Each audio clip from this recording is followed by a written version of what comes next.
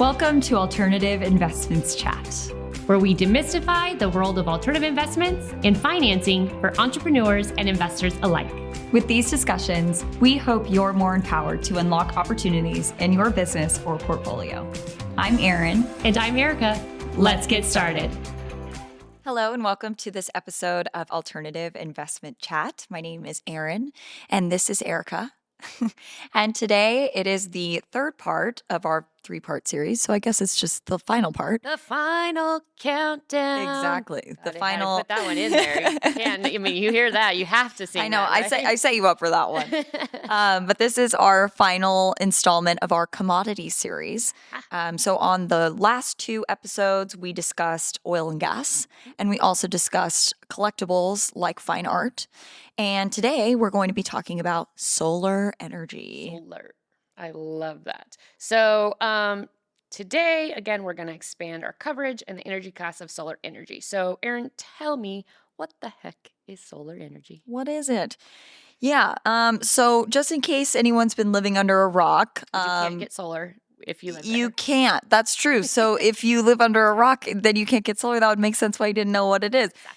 But let's quickly cover what it is, just to cover all of our bases here. At its core, solar energy is power that's derived from the sun's rays, which is harnessed through solar panels and converted into electricity. Pretty cool. Sweet. It's a renewable energy source, meaning it's naturally replenished and does not deplete over time, unlike fossil fuels. Got it. And this technology that is used to capture solar energy, specifically solar photovoltaics, PV, has been around for decades. But the cost of solar panels has decreased significantly in the last 20 years.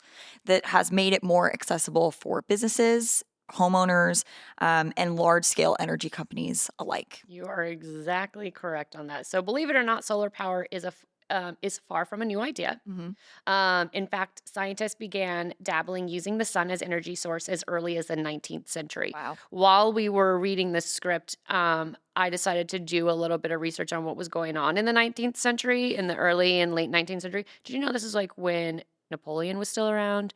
Let's see, the light bulb was invented during the 19th century. The telephone was invented in the 19th century. So all the things we used All today. the fun stuff happened in the 19th. Except for Napoleon. We don't use them today anymore. We don't use Napoleon anymore. No, that's Marco Polo. I was thinking there's a game, but that's another guy. No, but I just was kind of curious. You know, the 19th century was a really cool era for invention. Mm-hmm. And so in 1954, in fact, the first solar cell was developed by Bell Labs and was considered expensive and inefficient at the time, obviously. I mean, think about it now. I mean, it's still pretty expensive now. I can't imagine what it was like in 1954. Yeah. So this just meant that scientists continued to develop the technology to make it better. And unfortunately, it wasn't really until the early 2000s that we began to see the leap in solar technology. Mm-hmm. So with technology improvements and growing concerns over reducing our carbon footprint, which we're always concerned about, there was a growing desire for solar energy and other renewable energy sources.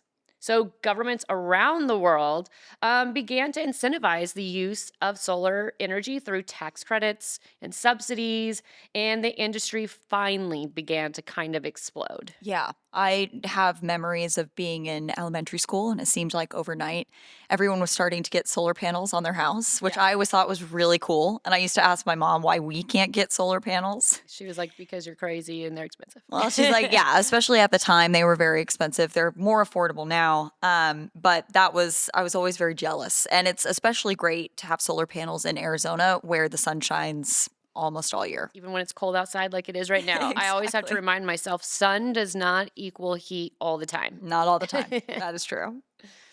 So now let's jump into a few reasons why solar power has increased in its popularity over the years. Number one, cost reduction. We mentioned this, but to give some data here, the cost of producing and installing solar panels has fallen by over 80% in the last decade. That's a nice discount. That's a huge discount. 80% discount, I'm shopping. Heck That yes. sounds like better than a Black Friday deal. Heck yes, I'm on it. Send me the link. Yeah, right? So this dramatic price drop has made solar energy more affordable, obviously, and that has increased its spread and has also opened it to a broader segment of the market for people to enjoy and utilize solar energy. Also, the environmental impact. We know that people are more concerned about the environment. Yeah. And because solar energy is a renewable resource, this makes it a really attractive option for people who are looking to utilize other resources besides oil and gas. And it's a cleaner energy source. And also it helps reduce your bills too, Yeah. because you rely less on oil and gas in your house. If we're talking about, Which can get pretty households. expensive at times. Yes, it can. Also, energy independence. In our previous episode on oil and gas, we talked a lot about the geopolitical risks that are associated with oil and gas, and that can influence our supply of oil and gas and also the cost. Because solar energy is decentralized, it can be harnessed locally, reducing a country's dependence on another for energy that they require. Oil can only be found in some parts of the land. Exactly. When you're drilling, the sun is above you at all times. Yes. And while there are some places in the world where the sun shines more or shines less, we'll get to some reasons why maybe that doesn't matter so much anymore. Also, there are government incentives and policy supports. We've talked about this. The government is trying to incentivize people to utilize other resources besides oil and gas. This can come in the form of tax credits, subsidies, or grants that has helped with the expansion of solar. And now that we have increased or achieved technological advancements in the field of solar energy. This has helped with battery storage technologies, smart grid solutions, and solar panel efficiency, which has made them easier to install and utilize, but also has made it easier to harness that energy. That's awesome. Especially in places where maybe the sun doesn't shine as consistently. It has reduced that risk or downfall to solar, which is pretty cool. That's awesome. So, how do you get involved in solar as an investor? This is the big question. Always, always. So there are tons of ways that you can get involved, and let's just cover a few of them. So we've got solar stocks. So one of the most direct ways to invest in solar energy is through stocks. There are a number of publicly traded companies that you'll find on the NASDAQ and S&P 500 or wherever. That you can purchase. And so some of the notable ones are First Solar. So just in case for those who want to look, who play the stock market game, remember I told you what my grandfather used to, for them it's FSLR. So First Solar is known for producing solar panels. And this company has been a major player in the global solar market. And just a little fun fact here. They are right here in town, up the street, in Tempe, Arizona. Wow. Go figure. Valley of the Sun. That's what we're called, right? For good reason. For good reason. There's also SunPower, which is SPWR. They're a major provider of residential solar solutions. So again, if you're driving around and you see those solar panels on the top, they may have been the ones who put those in. And then there's Enphase Energy, ENPH, and they specialize in solar inverts and energy management systems. So those are just three of the main ones that you can kind of get your hands on. Very cool. Yeah. And as you can imagine, there are also opportunities to invest in solar ETFs. We've covered what ETFs are, or exchange traded funds, in some of our previous episodes. So you can tune into those to get a little bit more info. But ETFs can help provide a more diversified approach, as they may focus on a bundle of renewable energy resources, not just solar. Or they may invest in a group of companies that are focused on different areas of the supply chain of solar, like production, technology development, and servicing. Got it. So, I mean, we've talked about this type of financing for a lot and how investors can invest, and that's in debt. So you can also do that in the solar infrastructure of debt financing. So this involves lending capital to companies to help finance their development, construction, and the operation of actually the solar projects themselves. So the goal is to fund the upfront cost. So again, giving them all the stuff to buy the raw materials, or actually, solar panel installation, inverts, grid connections, product development. It all, you have to start somewhere, and it all costs money. And so this also helps provide lenders with a fixed income through interest payments over the life of the debt. Again, you loan them money, they pay it back every month with a little bit of interest. Can be really nice to get that little paycheck. Totally. And you can invest in project finance debt, which helps fund a specific project as well. So you can be like, I want to focus on just this one. You can donate, or not donate, you can invest. I wish it was donation, right? Or I'm sure the companies wish it was a donation. Yeah, companies wish it was donation. You invest and get that little check back. Or you can invest in corporate debt, in which the debt is issued directly to the company, who may use the fund for several projects or to expand their operations. Got it. The key difference in between these debt financing and equity investments is debt investors receive that regular paycheck. And again, if you have equity, you get a share of the profits generated, and you also have a little bit of control. So that's kind of fun. Got it. Yeah. So while solar infrastructure debt financing offers promising opportunities for steady, predictable returns, it is not without its drumroll risks. That's right. So let's talk a little bit about that. With solar energy projects, you might encounter delays. And delays can arise from a variety of factors. This can include dealing with issues with equipment procurement, permitting, weather conditions, supply chain disruptions, all sorts of things. Yeah. If the project fails to meet its scheduled completion date, it can postpone the start of revenue generation. And this can potentially delay or reduce the debt payments that you as an investor could receive. Which makes sense. If it's raining outside and you're trying to do a project outside, it's not going to work very well. Right. So you can't pay your investors if nothing's happening? Yeah, there's all sorts of things that can impact that. And, that's part of, honestly, like construction and solar panels, you have to install them. So it kind of falls into that. They run into similar risks there. And even after the project is completed, unforeseen issues such as faulty equipment or problems with the grid connections can delay the start of revenue generation. Also, changes in energy policy. Solar energy projects are often supported by government incentives, as we've mentioned. However, changes in energy policy, regulatory frameworks, or the elimination of subsidies, should that happen, could significantly affect the profitability and viability of these projects. I remember when solar panels first came out, I had a friend that had them, and they would tell me, like, yeah, I got a check from the what is the company? The electric company, thank you. Because they got so much energy saved in that little battery that they also helped their neighbors. So the electric company was actually paying them. Yeah. So if they stop doing that, people might not want to get those panels at all. Yes, exactly. And not very pretty. Part of the reason why people even get them installed, there's few people that can afford solar panel installed on their house specifically, just paying it outright. The reason why they can afford it is because of these government subsidies. Yeah. So if those go away, obviously the demand for putting solar panels on a house would change. Yeah. So those are a few of the risks, but there's one more risk that I want to touch on, and that's the operational risks.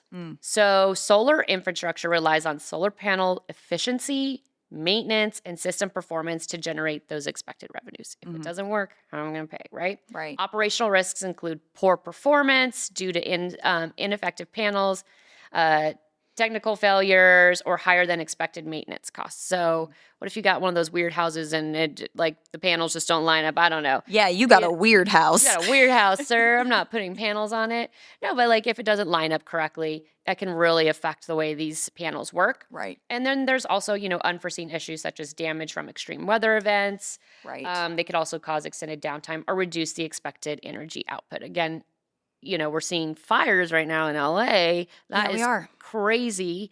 Well, if they burn them up, that's not going to do any good. Right.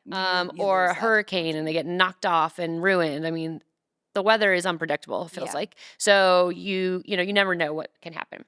But of course, there's always ways to mitigate these risks. Don't live where hurricanes happen. No, I'm just kidding. Talk to them when they're doing. But, you want to speak with your wealth advisor, and they'll help you make sure that your investment is right for you, and they'll help you understand how to diversify that portfolio and mitigate some of those risks. Yeah, absolutely.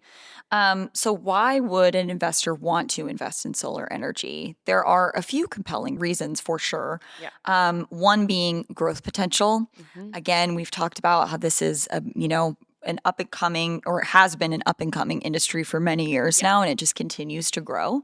And it is expected to continue to grow at a rapid pace. According to various reports, the global solar market could grow at a compound annual growth rate of over 20% in the next 5 to 10 years. All right. Pretty I cool. like that. Yeah. And as more companies and governments make the transition towards renewable energy resources, demand for solar power will continue to rise. Also, government support, right? With climate change initiatives and carbon reduction targets becoming more prominent, more countries are backing the renewable energy sector with policy support, grants and tax credits, like we mentioned, which means that the solar industry has a favorable regulatory environment as if things continue to play out the way that they are now. And also, I bet you know what I'm going to say next. My favorite word. It's diversification. Solar is a great way to diversify your portfolio. Not only does it provide exposure to an emerging industry, but it also offers some protection against the volatility of traditional energy markets like oil and gas. So it might be a good idea to invest if you're looking to invest in commodities, maybe investing in not just oil and gas or just solar, but maybe both. A little bit of both. And since it is a renewable resource, it is decoupled from fossil fuel prices, and it could provide stability in uncertain times, maybe when the oil and gas industry or market is being plagued by those geopolitical issues that we discussed, or we're having issues with supply. This could be something that could help your portfolio stay well-rounded. I love that. And there's a few other reasons actually to invest. So there's long-term viability.